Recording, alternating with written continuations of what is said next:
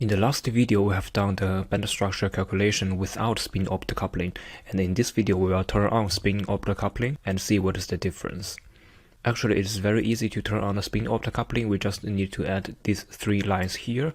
L spin opt means to turn on the spin optocoupling, and then this is to turn on the non-collinear magnetism, and we set the magnetization to be 0 because lead is not a magnetic material. As mentioned before, you need to use full relativistic pseudopotential, and SSSP library that we usually use does not support that. One option is the PS library that you can find in the official website of Quantum Espresso. And then you need to find the pseudopotentials with full relativistic tag. The band structure calculation has the same procedure, so we don't do variation or cell relaxation here, we just start with the self-consistency calculation. So let's take a look at the input file. If you go to self-consistency calculation, and indeed we just add these three lines here to turn on the spin optocoupling. And then the second step is the non-self-consistency calculation at specific K points. Everything else is the same except that we add these three lines.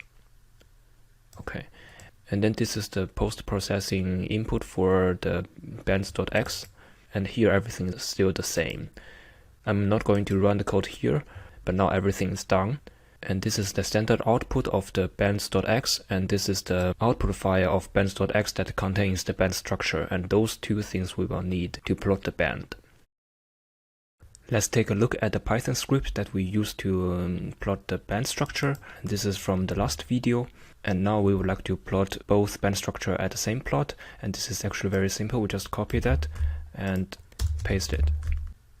The only thing is that we need to change the folder and two, and then we also need to change the Fermi energy because the Fermi energy may change a little bit.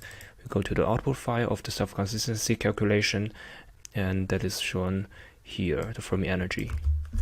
So we copy and paste, and this is with spin optocoupling.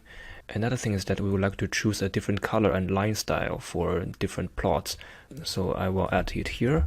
Color equals green, so we choose green color, and then the line style is dashed,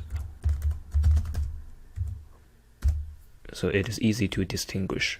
Then let's save and plot it.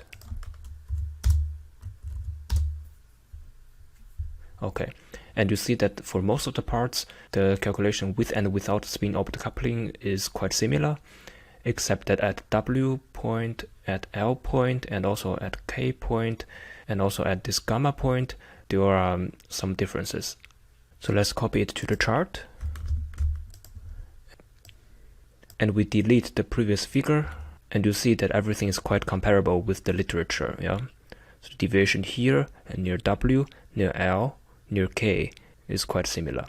You may notice that here there are still some differences, and I think that is because we use a different pseudopotential for with and without spin optocoupling.